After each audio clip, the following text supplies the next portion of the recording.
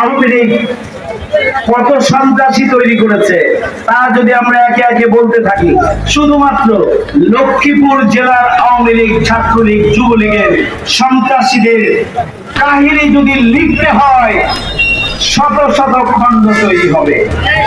এক এক দিনের জন্য এক একটি বই রচনা করা সম্ভব হবে। এই ধরনের অপরাধ তারা করেছে। কমলনগরে আওয়ামী লীগের সেক্রেটারি উপজেলা নুরুল আমিন রাজু অ্যাডভোকেট সন্ত্রাসী বহু লোকের বাড়িঘর দখল করেছে, অনেককেই বাড়ি ছাড়া করেছে।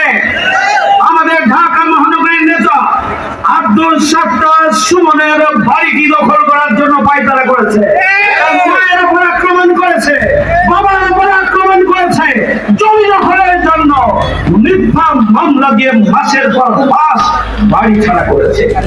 ওই আমাদের প্রিয় মাকে রাজাকার উপাধি দিয়েছে। ধিক্কার জানাই এই ধরনের হাজারো সন্ত্রাসীকে একসাথে। ঘৃণা জানানোর ভাষা আমাদের নেই। আজকে এদেশের জনগণ আওয়ামী লীগের রাজাকার গুলিকে জাতীয় একটি গ্রহণযোগ্য উপাধি হিসাবে দেশের ছাত্র সমাজ গ্রহণ করে নিয়েছে।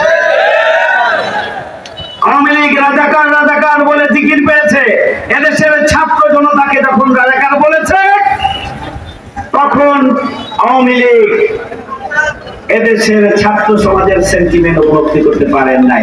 এদেশের ছাত্র সমাজ রাজাকারকে অহংকারের প্রতীক হিসেবে গ্রহণ করেছে এবং তাকেই স্বৈরাচার হিসাবে ছুঁড়ে ফেলেছে।